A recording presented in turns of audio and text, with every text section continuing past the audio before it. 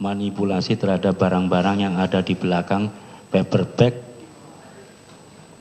di atas meja 54, di mana terdakwa pada waktu itu duduk sendirian, tidak ada orang lain. Ya. Nah, atas pertanyaan penyidik, setelah saudara diperlihatkan CCTV sebagai barang bukti dalam perkara ini, pada waktu itu saudara melihat secara seksama? Ya. Sampai habis? Ya. Berarti pandangan saudara melihat CCTV itu, momen-momen itu secara komplit ya saudara amati ya? Ya. Oke. Bahwasanya di dalam jawaban saudara pada poin 8, apakah saudara bisa menyampaikan apa maksud jawaban saudara terkait dengan momen-momen CCTV yang diperlihatkan kepada saudara pada saat perilaku atau kegiatan terdakwa di meja 54? Bolehkah diulang statement saya, Pak? Iya. Statement saya boleh diulang, Pak? Jadi jawaban ahli adalah sebagai berikut. Dapat saya jelaskan bahwa setelah saya lihat dan analisa barang bukti berupa rekaman CCTV kasus kopi beracun di Grand Indonesia berdasarkan hasil observasi pada rekaman CCTV dan dilengkapi dengan keterangan dari polisi, ditemukan beberapa tampilan perilaku Jessica di luar kelaziman sebagai berikut.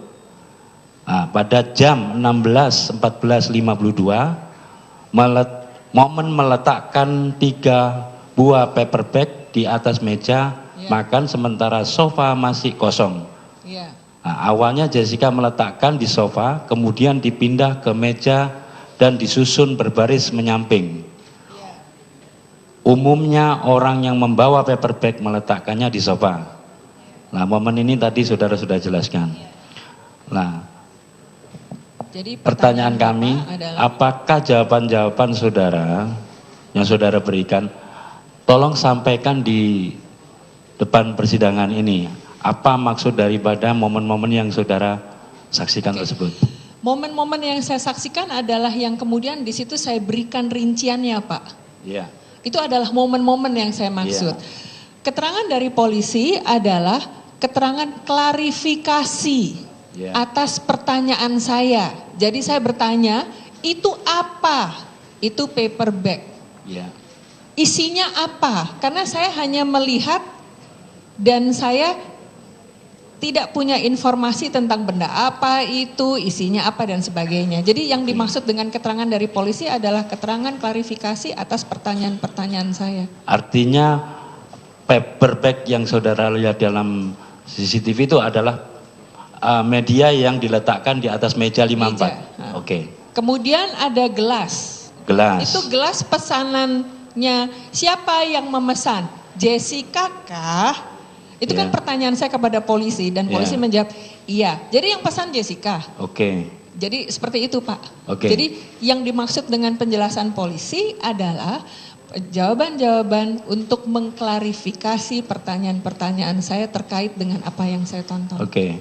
Kemudian pada momen 16.24 sampai 16.28. Ini jawaban saudara. Ketika pramusaji menghidangkan minuman, paper bag tetap berada di atas meja. Umumnya pada saat pramusaji menghidangkan minuman di atas meja, mejanya dalam kondisi bersih, tidak ada barang bawaan dan berada di atas meja. Kalaupun ada barang di atas meja, ketika pramusaji membawakan minuman barang-barang tersebut akan dipindahkan dari meja atau dibersihkan. Nah, saudara di sini juga menanggapi, menyimpulkan atas pertanyaan jawaban saudara. Jessica juga melakukan closing bill. Nah, perilaku ini saudara nyatakan tidak lazim. Nah, apa yang saudara dapatkan dari momen ini terkait dengan perilaku terdakwa? Gini, Pak, kalau kita memesan sesuatu di restoran, di kafe dan sebagainya, ketika pesanan kita datang, maka reaksi yang umum ditampilkan adalah seperti yang sudah saya jelaskan, kita akan membersihkan meja, apalagi kita mau menyambut teman kita, supaya meja cukup untuk meletakkan minuman, makanan yang kita pesan. Kita butuh meja yang bersih, Pak. Itu tetap ada di sana dan justru disusun covering up, menutupi gelas-gelas tadi. Ini adalah hal yang tidak wajar terjadi. Kemudian menjelaskan lagi yang ada di situ tadi menutup bil, Pak. Ketika saya bertanya kepada polisi, ini yang bayar siapa? Saya tanya, kan yang bayar adalah Jessica. Oh, baik sekali ya. Terus dia bayar setelah semua proses ketemu sama teman-temannya dilakukan apa gimana? Karena kan kemudian waktu dilihat kan itu Mirna kena musibah dan sebagainya. Kapan bayarnya? Karena sepanik-paniknya itu kan tetap harus dibayar, Pak. Apakah bayarnya setelahnya atau dengan transfer dan sebagainya? Oh enggak, Bu Rati. Itu dilakukan setelah pesan dia langsung closing the bill. Jadi polisi menjawab pertanyaan saya, Pak, bukan feeding me with information, beda kan? Ya. Jadi waktu ditanya, saya tanya kemudian itu penjelasannya, nah ini yang kemudian menjadi tidak wajar. Kenapa begitu ya? Dan kemudian saya mendapatkan informasi kemudian bahwa ini adalah sebuah pertemuan untuk membalas pertemuan yang sebelumnya. Jadi ketika kita mau membalas sebuah pertemuan yang sebelumnya atas itikat baik, maka gesturnya we are going to let the bill open, Pak. Kalaupun makanan yang disajikan atau minuman yang disajikan tertentu, kita akan close umumnya pada saat proses silaturahminya selesai. Apalagi temannya baru datang hampir 1 jam kemudian. Jadi kita bicara tentang kelaziman perilaku, Pak. Oke. Terus kemudian pada momen 16/24/17, ini jawaban saudara. Kopi yang ditujukan untuk korban disajikan di depan Jessica. Kemudian tampak gerakan-gerakan seperti membuka tas tangannya. Dan terdapat gerakan tangan memindahkan gelas kopi ke seberang mejanya. Umumnya jika pemesan yang datang bukan untuk dirinya, seseorang akan meminta pramusaji agar hidangan ditempatkan di area lain, tetapi tidak di depannya. Ini jawaban saudara ini apakah perilaku Jessica tersebut menurut pendapat saudara seperti apa? Jadi kita bicara tentang perilaku yang umum, Pak. Ya. Ya. Kalau kita ada di sebuah restoran, kafe, kita duduk di tempat kita duduk. Kemudian kita memesankan untuk orang-orang lain dan kita bisa membuat bayangan akan duduk di mana bukan di depan kita, itu tidak akan kita gini loh, ketika pramusaji memberikannya di hadapan kita otomatis akan minta untuk digeser ke tempat yang lain. Maksudnya di tempat yang kira-kira teman kita. Maksudnya kopi itu. Di sini order yang kemudian dikonsumsi oleh Mirna adalah kopi. Jadi dari situ berarti itu bukan pesanan Jessica untuk dirinya. Karena bukan pesanan dia untuk dirinya, maka lazimnya adalah akan minta kepada pelayan untuk yang punya saya buat saya, yang buat teman saya ditaruhnya di situ. Oh, jadi meletaknya seperti pesanan yang dipesannya. Yang di depan yang seharusnya adalah yang buat saya. Iya.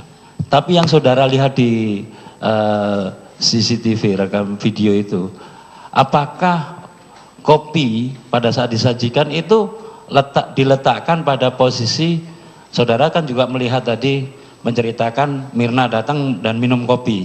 Apakah kopi yang disajikan oleh pramusaji tadi pada saat kopi itu disajikan itu di depan Jessica? Depan Jessica. Nah, pada saat Mirna datang, kopi ada di depan Mirna. Iya. Nah, apa ini? Perilaku apa? Padahal Kopi itu disajikan di depan Jessica. Tentunya minuman itu tidak disajikan untuk Jessica. Ya. Nah, pada saat itu terdakwa tidak meminta pramusaji untuk meletakkan di mana Mirna duduk kopi itu. Apakah perilaku ini menurut pandangan ahli seperti apa? Pendapat ahli? Ini bisa mencerminkan macam-macam Pak. Salah satunya mungkin lengah. Lengah karena ya di depan dia gitu. Ya. Yang kedua, bisa saja mungkin dia juga ingin mengamati kopinya. Ingin mengamati kopinya. Bisa aja ingin mengamati kopinya, karena mungkin aja ini adalah proses yang menarik buat dia untuk diamati. Kemudian yang ketiga, mungkin saja dia memang ingin kopi itu ada di depan dia sebelum kemudian dia pindahkan. Kita nggak bicara tentang mengapa ini dilakukan oleh Jessica, Pak. Itu tidak dalam kapasitas saya untuk membuat penilaian. Tetapi yang saya lihat adalah kelaziman perilaku yang biasanya ditampilkan orang-orang ketika pesanan untuk dia dan teman-temannya datang. Apa yang biasanya secara umum akan dilakukan oleh seseorang. Contohnya gini deh Pak, pada saat Bapak bersama teman-teman Bapak, ini Bapak umurnya beda nih sama Jessica ya, tapi Bapak dengan teman-temannya Bapak kumpul, Bapak memesankan pesanan untuk teman Bapak. Otomatis yang akan Bapak lakukan, nanti Bapak bisa mengujinya juga, ketika pesanan Bapak datang akan di depan Bapak. Kalau diletakkan di meja lain, Bapak akan minta supaya diantar kepada Bapak. Tolong Mas, pesanan saya dibawa ke sini. Begitupun ketika bukan pesanan untuk Bapak, misalnya es jeruk kayak es kopior kayak atau apapun juga ya dihadirkan di depan Bapak, Bapak akan bilang, tolong taruh di sana Mas. Bukan Bapak biarkan ada di depan Bapak. Ini adalah hal-hal yang sangat umum dilakukan oleh orang-orang. Ya, oke. Kemudian saudara juga melihat momen 1629 sampai 1634. Selama waktu ini jika Jessica menunggu hingga kopi datang dan ia memindahkan kopi ke seberang mejanya, ia menunjukkan banyak gerakan-gerakan seperti menengok ke belakang, ke samping kanan, menunduk, kemudian memindahkan barang, memindahkan posisi duduk. Umumnya individu sesuai seusia Jessica ketika menunggu temannya adalah melakukan kesibukan dengan gadget miliknya. Seperti melakukan selfie atau chatting, bukan buka media sosial, nonton YouTube atau main game. Ini apa ini maksudnya? Gini Pak, kita bicara dalam konteks perilaku, bicara tentang konteks perilaku juga dikaitkan dengan kebiasaan orang-orang sesuai dengan umurnya. Ya. Perilaku yang umumnya ditampilkan oleh orang-orang seumur Jessica sampai yang lebih muda, ini masuk the Y generation adalah cenderung intens dengan gadget. Jadi mungkin nanti bisa diuji juga kalau mau dilihat di kafe-kafe, dimanapun juga pada saat anak-anak muda berada sendirian, apa yang dilakukan, maka kecenderungan perilaku yang ditampilkan adalah sibuk dengan gadget. Sibuk dengan gadget, dengan sosial media, dengan nonton YouTube, itu adalah perilaku yang sangat umum dilakukan oleh orang-orang seusia Jessica. Oke, terus dilanjutkan pada momen 1633 53, Jessica memindahkan paper bag dari meja ke sofa. Umumnya seorang akan meletakkan paper bag di sofa sejak awal masuk ke kafe. Nah, di sini apa yang saudara amati terkait dengan CCTV yang saudara lihat tadi? Kita bicara tentang kelaziman, Pak. Ini sudah saya jelaskan tadi. Oke. Jadi, sudah. Ya. Ketika masuk yang dilakukan apa? Ketika dipindah dia duduk yang dilakukan apa?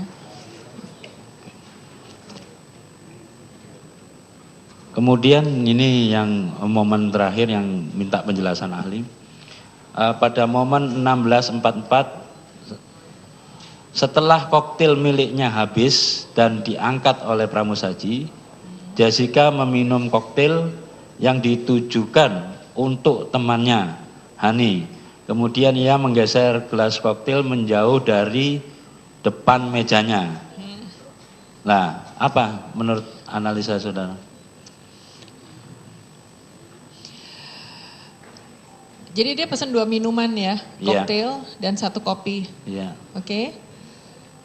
Koktail punya dia sendiri sudah diminum habis, kemudian dia minum koktail temennya. Itu sebenarnya nggak sopan, Pak. Karena kenapa? Itu adalah minuman temannya. Jadi kalau dia mau bisa dia minum, nanti dia pesankan yang baru. Itu kita bicara tentang kenapa itu diminum. Kalau dikaitkan dengan kasusnya, semestinya dia bisa memesankan ulang untuk teman-temannya. Ini saya merujuk kepada apa yang saya lihat dan saya tulis di situ, karena dia minum jatahnya Hani, nggak dihabisin ya, terus dia geser. Tapi di sini kan terdakwa menunjukkan bahwa tadi di tayangan di 16.24 sampai 16.28 itu kan udah close bill. Kenapa Pak?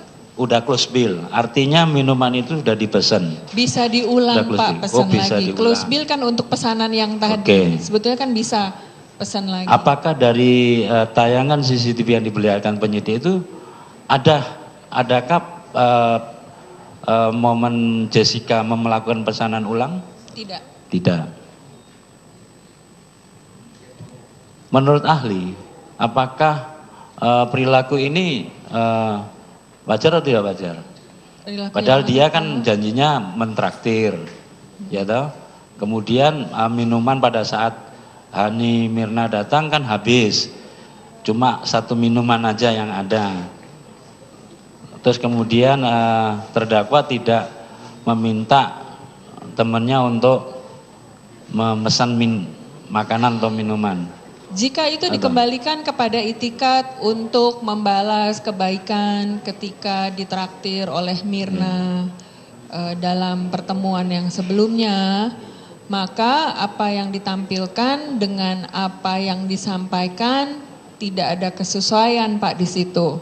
Mengapa demikian? Jika itikatnya adalah untuk membalas, mengentertain teman, pesanan akan dilakukan sesuai dengan permintaan teman. Dan ketika pesanan datang, bill baru di-close setelah proses bersilaturahminya selesai Pak.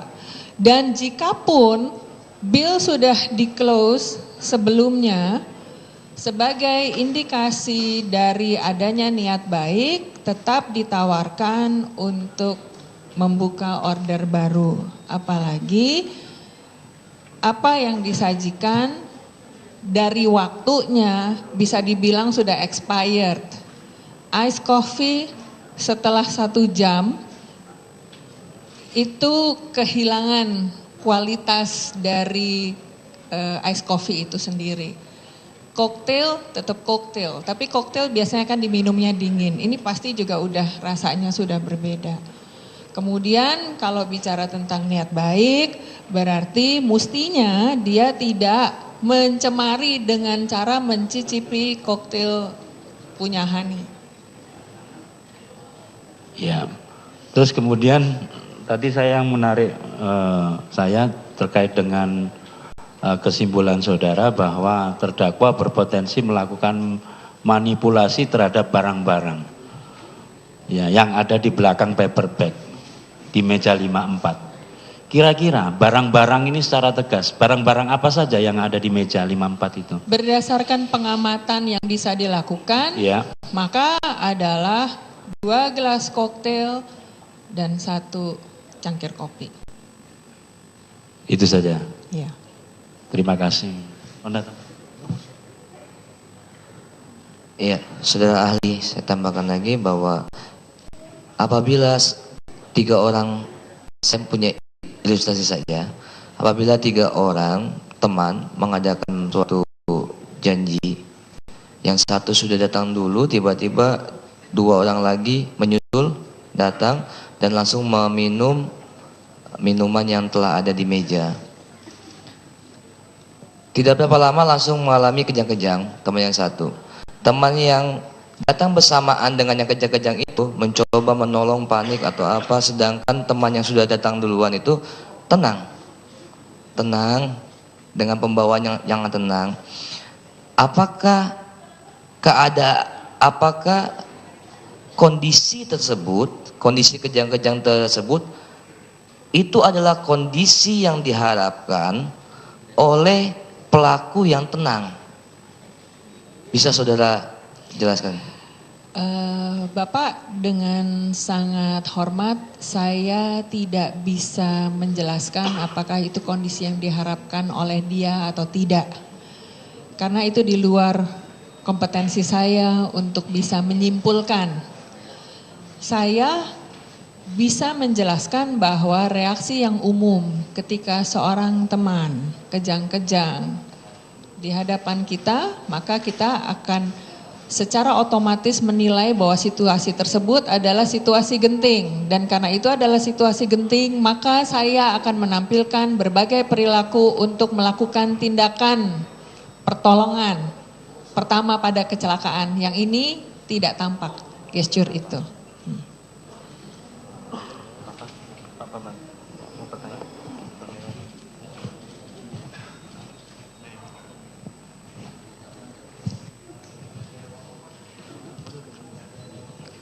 Mohon izin Yang Mulia, kami lanjutkan. Saudara ahli, sepengetahuan saudara ahli, apa yang dimaksud dengan tipe kepribadian narsistik berkombinasi? Tipe kepribadian narsistik adalah tipe kepribadian di mana yang bersangkutan memiliki dorongan yang sangat besar untuk menjadi pusat perhatian dan mendapatkan perhatian maupun pemujaan dari lingkungan di sekitarnya. Menyukai adanya admirasi, pemujaan, penerimaan, kekaguman, itu menjadi bagian dari kebutuhan orang-orang dengan kepribadian narsistik. Nah, narsistik kombinasi di sini karena dalam karakteristiknya dia berkaitan dengan bagaimana dia butuh untuk bisa diakui keberadaannya terkait dengan achievementnya dia, prestasi, kemudian hal-hal yang pencapaian-pencapaian yang dia miliki. Sepengetahuan ahli, Ya. tipe kepribadian histrionik menggambarkan seseorang yang bagaimana? Histrionik. Menurut pendapat ahli menggambarkan seorang yang bagaimana? Kepribadian histrionik adalah orang yang punya kecenderungan dan dorongan di dalam dirinya dia untuk sebetulnya mirip dengan narsistik, dan menggunakan pesonanya untuk bisa menarik perhatian, cinta, kemudian pemujaan tadi dengan menggunakan secara seduktif dan dengan menggunakan juga pesona-pesona yang dia miliki sebagai pribadi.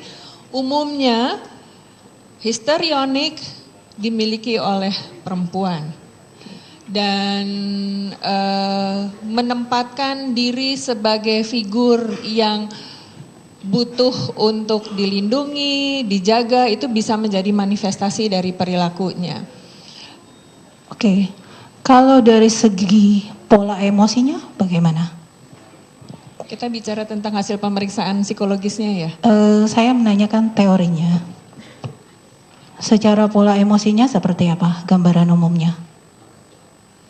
Kemarin pola emosinya saya dapatkan dari hasil assessment yang saya lakukan menggunakan Milan Clinical Multi-Axial Inventory. ditambah dengan beberapa tes gambar sebagai alat assessment proyektif. Tapi untuk tes gambar kami gunakan sebagai pelengkap. Jadi kita berpegang kepada apa yang kami dapat dari Milon. Maka di sini kita lihat bahwa yang bersangkutan ada orang yang dominan di sini adalah kebutuhan desirability, kebutuhan untuk bisa dikagumi, untuk bisa diterima eksistensinya sebagai pribadi yang adorable ya, yang disukai, dikagumi. Kemudian bagaimana dengan daya imajinasinya? Di sini ada beberapa indikasi bahwa daya imajinasinya untuk situasi-situasi yang berkaitan dengan hidupnya itu juga besar pada yang bersangkutan. Oke, tadi ahli menjelaskan bahwa melakukan pemeriksaan psikologis terhadap terdakwa. Ya. Pada saat melakukan pemeriksaan psikologis yang dilakukan selain observasi apa aja? Observasi itu nomor 1, kemudian saya menyebutnya sebagai wawancara. Dengan memberikan serangkaian pertanyaan terkait dengan bagaimana dia dalam kehidupan sehari-hari, hubungan keluarga, pertemanan, dan pengalaman-pengalaman puncak, baik puncak yang positif maupun yang mungkin menyedihkan pada yang bersangkutan. Kemudian kepada yang bersangkutan juga kami berikan assessment berupa tes gambar orang, gambar pohon, itu standar sekali. Kemudian menggunakan Milon Clinical Multi-Axial Inventory yang tadi sudah saya jelaskan. Dan kami juga memberikan assessment, sebentar saya cari.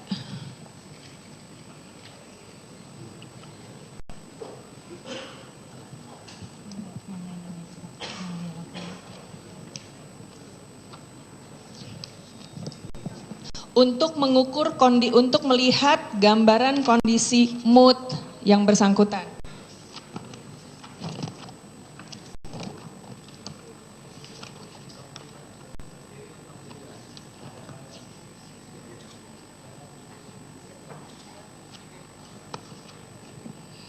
Kami menggunakan outcome rating scale. Oke. Tapi hasil tesnya pasti nggak ditaruh di situ karena sifatnya konfidensial. Oke. Ya. Itu dari Scott Miller, Ibu. Oke.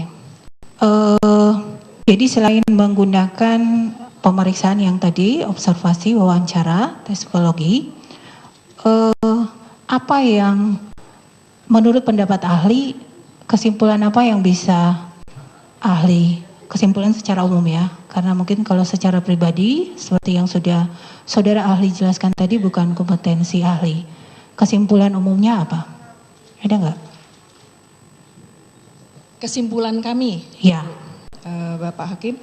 Jadi saat dilakukan pemeriksaan, Jessica dalam kondisi yang waras dan sadar. Ia adalah individu yang cerdas. Dengan demikian, Jessica mampu mempertanggungjawabkan apa yang dia lakukan. Oke, terima kasih.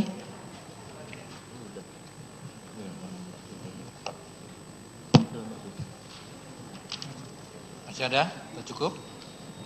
Mari.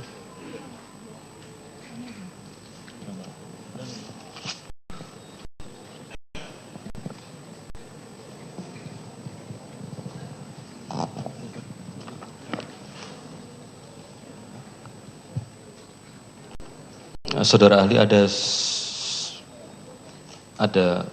sedikit kami meng-cross check terkait dengan pemeriksaan saudara. Iya Pak. Saudara tadi menjelaskan rekan saya tadi, saudara menjelaskan bahwa Jessica itu masuk dalam kategori amorous narsistik, ya. Berdasarkan teori Milon and Davis yang saudara analisa, itu di poin 7 itu menjelaskan bahwa kategori amorous narsistik itu pada poin 7 itu mereka seringkali menggunakan kebohongan yang rumit untuk beralih dari satu hubungan ke hubungan yang lain. Yeah. Dari analisa ini artinya Jessica yang masuk kategori amorous narcissistic memiliki kategori menggunakan kebohongan yang rumit untuk beralih dari satu hubungan ke hubungan yang lain. Mungkin bisa dijelaskan? Begini Pak, statement tentang narcissistic amorous itu kami tampilkan karena berdasarkan dari asesmen psikologinya kecenderungan untuk narsistik, disability, serta histrioniknya menonjol. Dan kemudian ketika dalam proses ngobrol, assessment interview yang 6 jam, kemudian nanti ada tambahan lagi ngobrol secara informal dengan psikolog yang lainnya, ketika kita masuk ke dalam pola relasi dia di keseharian dengan keluarga, dengan teman dekat, dengan pacar, ya, ada hal-hal yang ditemukan tidak sinkron. Kenapa tidak sinkron? Karena ketika dibilang bahwa dia adalah orang yang pemaaf, misalnya demikian, itu dalam pertanyaan yang berikutnya itu jawabannya bisa berbeda. Jadi kemudian ketika masuk ke dalam pola relasinya, kita masuk lebih dalam, jawaban-jawaban yang ada pada Jessica itu adalah jawaban-jawaban yang sifatnya sangat common. Jadi nggak bisa masuk sampai detail ke dalam. Di sini kami menyimpulkan bahwa begitu masuk ke dalam hubungan yang sifatnya relasional dan kaitannya dengan intimacy, jadi hubungan keakraban dengan orang lain, terutama terkait dengan hubungan intim antara pasangan, itu sifatnya dangkal. Begitu masuk ke dalam sifat yang dangkal, maka diagnose awal tentang kemungkinan profil kepribadiannya masuknya ke dalam yang amorous narcissistic tadi, Pak. Tetapi tentang bagaimana sebetulnya relasi itu harus digali lebih dalam, kami tidak melakukannya.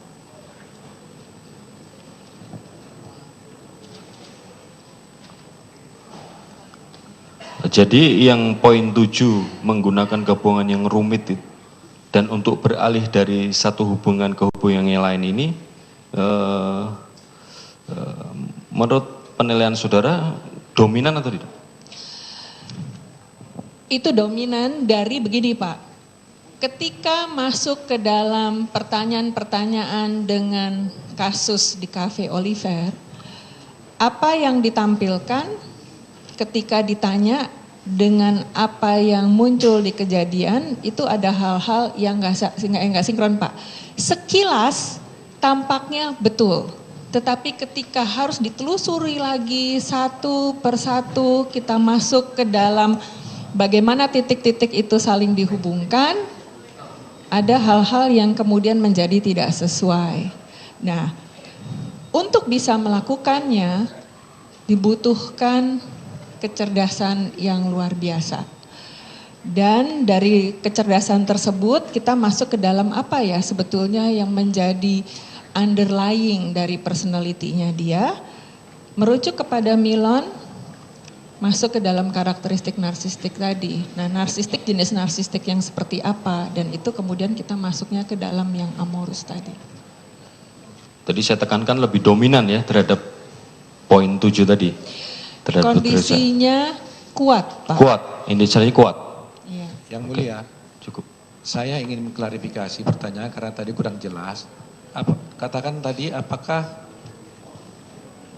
ada kata-kata narsistik itu kami nggak temukan di berita acara. Tolong ditunjukkan kepada kami dulu biar ngikutin. Ada di suplemen majelis. Hah? Suplemen. Kami semua sudah sampaikan baik BAP maupun suplemen. Enggak, berita acaranya dia. Hasil pemeriksaan. Enggak. Lampiran hasil pemeriksaan. Jadi keterangan dari ahli ini. Iya. Coba ditunjukkan mana.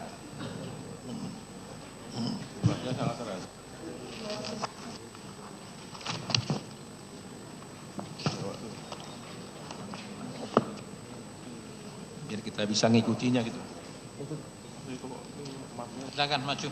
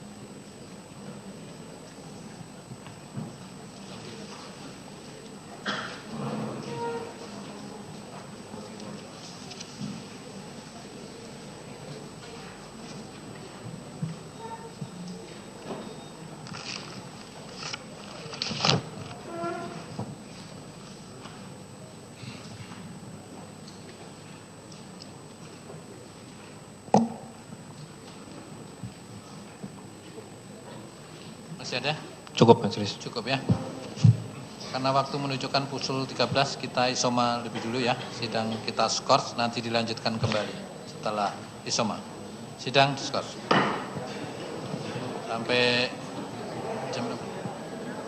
jam 2 ya.